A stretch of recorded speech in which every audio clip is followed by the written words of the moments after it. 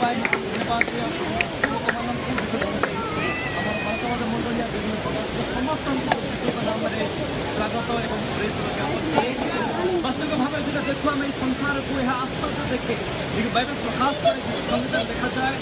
19 ଦେଖାଯାଏ କି ଏ ସାରା ସୃଷ୍ଟି এটা ପରମେଶ୍ୱରଙ୍କ ହସ୍ତକୃତ ଏକ ବିଷୟ ଅଟେ ଆଉ ପରମେଶ୍ୱର ସ୍ୱୟଂ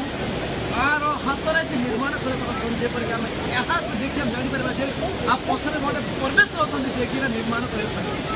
ନିର୍ମାଣ କରିଥିବା ଲୋକ ହେଉଛି ପରମେଶ୍ୱର ନିର୍ମାଣ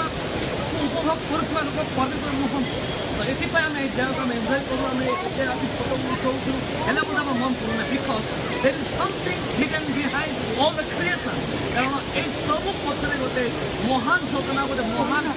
ଜଣେ କାର୍ଯ୍ୟକାରୀ ଜଣେ ପରମେଶ୍ୱର ଅଛନ୍ତି ଯିଏକି ଏ ସମଗ୍ର ସୃଷ୍ଟିର ସୃଜନହାର ସେ ସେଥିପାଇଁ ବାଇବେଲ ପ୍ରକାଶ କରେ ପୃଥିବୀର ଆରମ୍ଭ ପୂର୍ବରୁ ସେ ଥିଲେ ସେ ରହିବେ ଆଉ ସେ ଅଛନ୍ତି ମଧ୍ୟ ସେଇଠି ସ୍ୱୟଂ ଯୀଶୁ ଖ୍ରୀଷ୍ଟ ବାଇବେଲ ପ୍ରକାଶ କରେ ଏବଂ ଆମର ଭାରତର ଆମର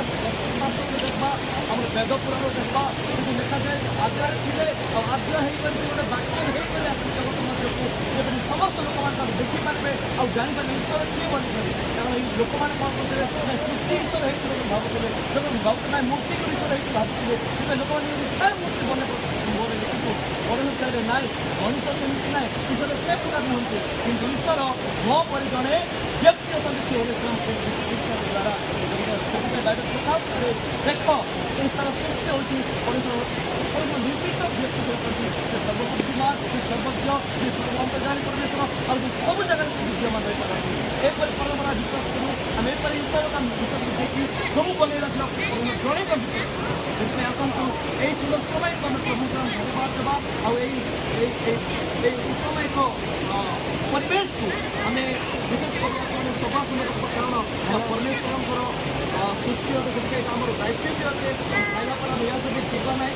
ଆମେ ସୁନ୍ଦର ଭାବରେ ଗୋଟେ ଜାଗାରେ କରି ଆମେ ସଭା ସୁନ୍ଦର କରିକି ଆଣି ପ୍ରଭୁ ଏ ବାକ୍ୟରେ ଆମ ସଭା ସୁନ୍ଦର